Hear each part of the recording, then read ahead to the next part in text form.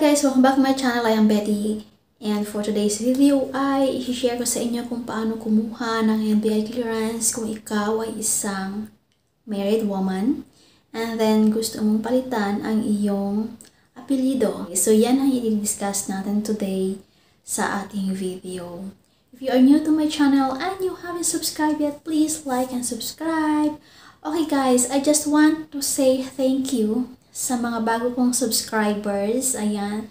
Thank you so much guys. And talagang na-appreciate ko po ito. Matagal po akong nawala kasi nga busy ako sa aking buhay. Kasi nga, okay, marami tayong mga inaasikaso and yeah, hopefully ay tuloy-tuloy na itong aking pagbabalik. Okay, so for today's video ay i-share ko sa inyo kung paano kumuha ng NBI clearance, especially kung ikaw ay babae na may asawa na and then nag-change ka ng iyong surname o kaya gusto mo mag-update ng iyong status. First, yung NBI guys ay kailangan natin sa pag-apply ng trabaho, sa pagpapakasal, sa going abroad, and then pwede rin siya as valid IDs. Yeah, so yun ang purpose ng pagkuha natin ng NBI clearance. Pag ka pumunta sa NBI office, okay, kailangan mo na mga valid IDs din na ipipresent mo doon, like the national IDs, yung UMID, ano pa, passport, driver's license, and please bear in mind guys na yung mga non-government IDs ay hindi ina-accept, like the company ID, the barangay clearance, ay hindi siya tinatanggap doon. Dahil ikaw ay married na and then nag-change ka ng iyong surname. Okay? So, paano pag-fill up sa online? Kasi yung pagkuha ng appointment sa NBI is online na, wala nang walk-in. Okay? So, paano ang pag-fill up? Especially kung ikaw ay isang married woman. Okay? Una, sa first name, ang ilalagay mo syempre ay ang iyong pangalan. Second, yung surname. Okay, anong ilalagay mo sa surname? Ang ilalagay po natin sa surname ay yung kung ano yung apelyido natin noong dalaga pa tayo. Hindi mo ilalagay yung pangalan, yung apelyido mo ngayon. And then, yung status, ilalagay mo from single to married, and then your husband's surname, ang ilalagay mo doon yung apelyido ng asawa mo. Okay, so wala pong change of surname sa NBI. Like sa DFA, di ba? Pag nag-apply ka, ang ilalagay mo ng apelyido ay yung apelyido na ginagamit mo na ngayon, okay? So wala pong ganon. Iba-iba sa NBI. So yun ang nangyari sa akin. So, mali na ang na-fill up ko sa online. So, hindi tinanggap siya nung nagpunta ako ng NBI, anong tawag doon? Basta doon, yung sa Cubao nila na office. Okay. Hindi yung tinanggap nila. So, sayang yung aking bayad, guys.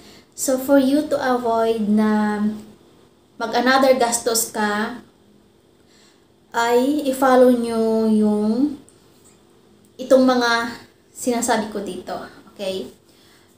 So, ayun na nga. Walang change of surname sa NBI. Only updating, guys. Okay, yung status mo from single to married. Ayun yung mga ina-update lang nila doon. Tsaka yung husband's surname. So, ang nangyari sa akin, kasi dito sa online nakalagay surname. So, nilagay ko kung ano yan yung surname na ginagamit ko kasi yun na yung nasa passport ko. Pero pagdating doon, mali pala kasi sa system nila nakalagay first name, family name, middle name, husband surname, ganon pala siya. Hindi siya kagaya dito. Nakalito kasi no, kasi dito sa online nakalagay first name and then surname. So hindi nila sinabi kung anong surname yan. Maiden name, maiden surname, ganyan, wala. So, ang ilalagay nyo guys ay kung ano ang apelyido nyo noong single pa kayo. Okay, please take note of that guys para hindi tayo magastos ng doble. Especially kung ikaw ay taga-probinsya.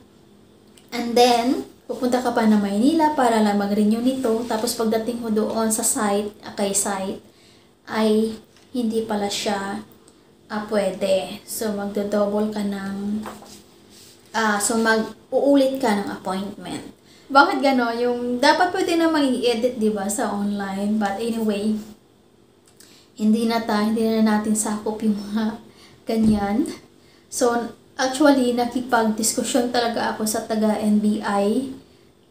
Bakit ganon? Bakit ganito? Bakit ganyan-ganyan? Sabi niya, ay, hindi yan pwede, ma'am. Hindi ganyan-ganyan. Kailangan mo talagang mag-ulit. Okay, so, ayoko na makipag-away sa kanila. So, nag-ulit ako online and then another payment.